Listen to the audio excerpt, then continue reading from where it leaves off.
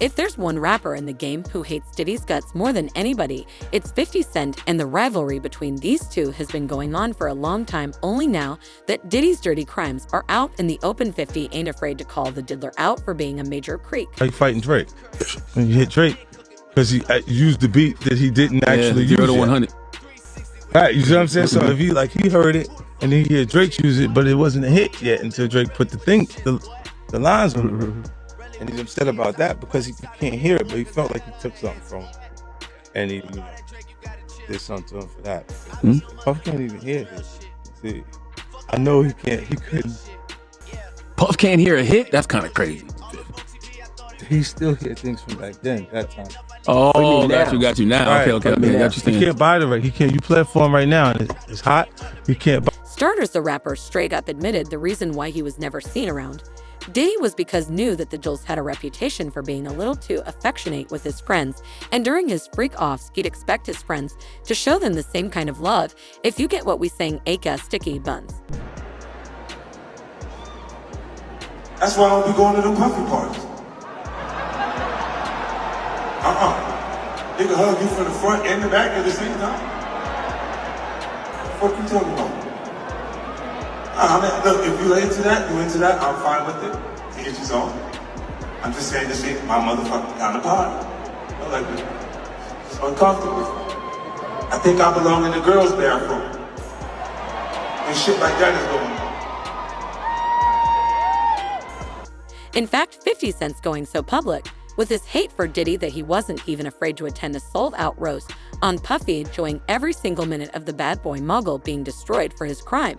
Gathered here today to roast Puff Daddy. We actually found out why they call him Puffy. They call him Puffy because that's how he leaves his girlfriends after the relationship. And Biggie called him Puffy because Puffy would get so angry. He would work himself up that he would huff and he would puff and he would blow Meek Mill. No one gives a about this man's music. It's not a loss at all. In fact, I Googled Diddy's greatest hits and no songs came up. Just photos of Tupac, Biggie, and his ex-wife Kim. Okay.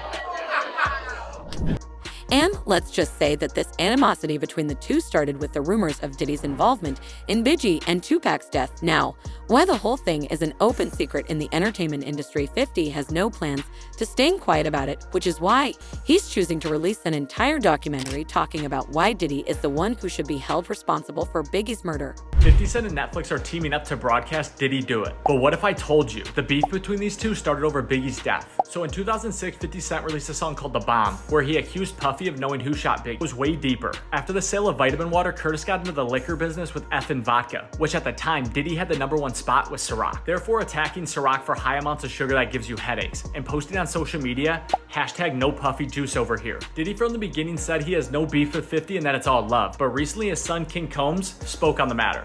When all they had was 50 Cent, who put this city on the map? Stop lying, Pops been hated on by many men, and nigga, that's fine. Therefore, who knows if it's trolling or for clicks or real hate, but if that doc is true, it's gonna break records. Let me take me shopping. I looked at him like, what you just say? Let me move, man. Now rumor has that the Did Tell All documenter is going to be the final nail in the coffin, and it's going to Murray Diddy's career so far into the ground that he's never going to see a revival ever again. To do this documentary. So now he's saying in his documentary, he's going to prove a couple things. One, that Cassie talked to the feds and she turned over some evidence implicating Diddy in Kim Porter's unaliving. And he's saying once this Netflix comes out, there should be no reason why the Kim Porter case shouldn't be reopened. Now, wow. Yeah, that's big, okay? He's also saying that in his documentary, he's gonna implicate Diddy in 2 more unalivings. So, do I think 50 Cent is out of line by inserting himself into the Diddy situation? I do not. Do I think that there's a reason that he doesn't like Diddy and it's personal and we don't know what it is? I do. But 50 ain't just stopping at Diddy he wants to take down. Every single person involved in his heinous crimes, starting with his very own baby mama, who turned out to be one of Diddy's many sex workers. Now, how does 50 know all of this? Well, that's because Lil R's lawsuit against Diddy has all the evidence he needed to confirm his hunch about Diddy. In fact, Vi has no doubts that Diddy secretly recorded sex tapes to everybody who's ever been to one of his parties, and that the rapper makes top dollars selling them on the dark web now. 50's also recently come for Meek Mill, Diddy's alleged favorite boy toy, for his support of Diddy and his son's involvement in his sexual assault lawsuit, and looking like 50's out for blood, and he's stopping at no one, not to mention that the rapper also has it out for Diddy's closest friend Jay Z. If FI believes that just like Diddy, Jay is also a demand, but uses his money and influence the hottest truth. The Rockefeller Show, motherfucking city, nigga. I love New York. You gon' respect this hustle. Now what you know about? Image yourself after a gay painter. Okay. Big homie want to look like a gay painter. What are we talking about here? We were talking about Basquiat. He wants to look like a gay painter. Oh my God, I think I know where we're going with. And 50 ain't the only one who's implied that Jay Z might be as bad as Diddy, if not worse, when it comes to the allegations surrounding sex trafficking and abuse. It's only a matter of time before the real truth comes out. What would it take for Jay Z to go down like Diddy did? I don't know.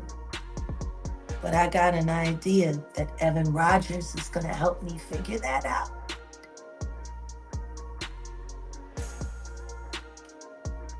And who is Evan? Evan was the producer who only seemed to work on teeny bopper projects, who discovered Rihanna at 3 a.m. in the morning in a hotel room on the island where she comes from, with no parental supervision. And then she was put on a private plane, a minor, from one country to another, without parental supervision. And she ended up in a boardroom with Mr. Carter, without parental supervision.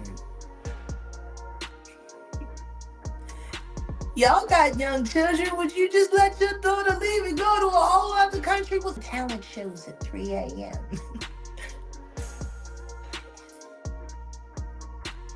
So you're saying that the rumors are true.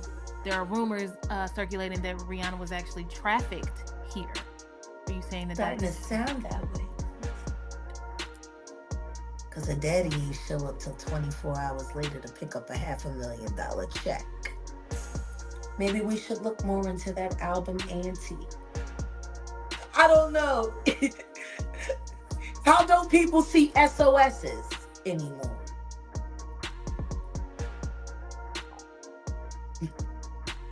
I mean, While Jay Z's always been around, Diddy supporting him through thick and thin. His sudden disappearance after the raids at Diddy's home is a little suspicious, and 50 ain't afraid to call it out. 2020, y'all. Yeah.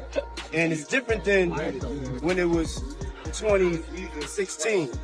You know, the game has been elevated. As we can tell, there's no expense being spared. We had a black billion. And yet there's plenty of people who can corroborate 50's claims, because the entire industry knows what DD's all about. It's just that they're way too scared to get on his bad side, because all the power that he holds, or held if you consider the route he's going down right now. I was at a party at Diddy crib in LA. This was the beginning of 2020. You know what I mean?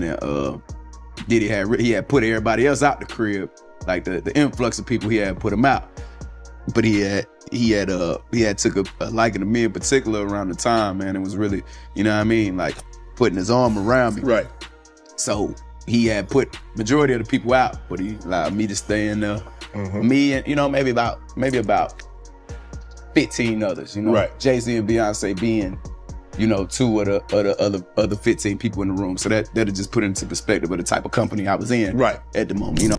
In fact, 50 was one of the very first people to claim that Diddy was gay, and he was going through all of these links, recording people and compromising situations to make sure that he had enough dirt on everybody to keep them from opening up about his sexuality. Listen, I'm only saying that because of the what's the name interview? Nori. The Drink Champs. Yes.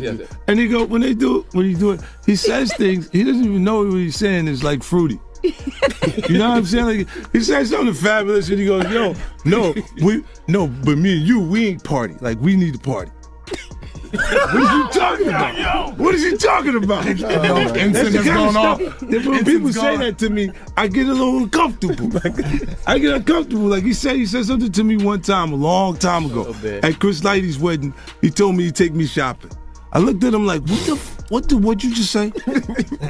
Let me move, man, before I do something. You're gonna make me mess up the wedding. Oh, that's a nice gesture. Let me get out of no, dude, you take me. That's what a guy says to a girl. But you've been getting out for over a decade. I remember when you said the top feels so much better than the bottom. Yeah, I've been saying this.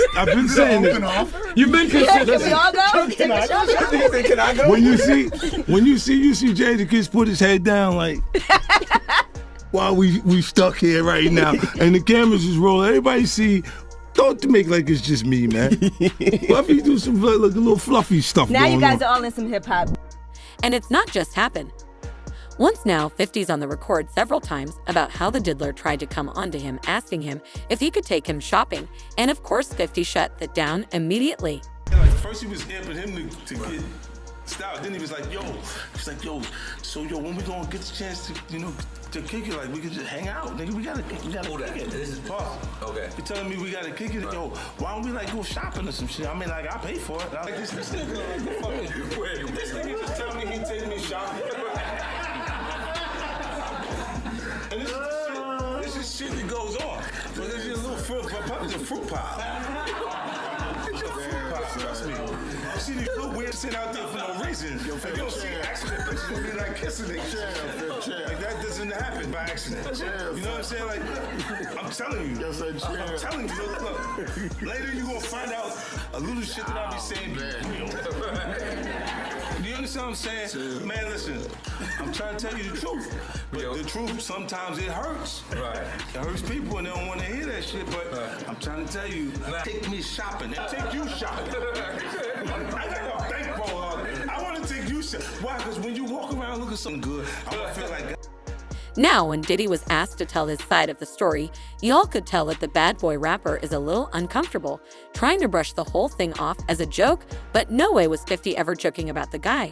I was coming off of being in Miami a night of party, and I don't really remember what I was saying. You know what I'm saying? Would you like a reminder? Yeah, sure. Play something. Hey, yo, listen, I love it all. I love it all, man. I like when you like this, Daddy. Daddy, I like when you scrambling this.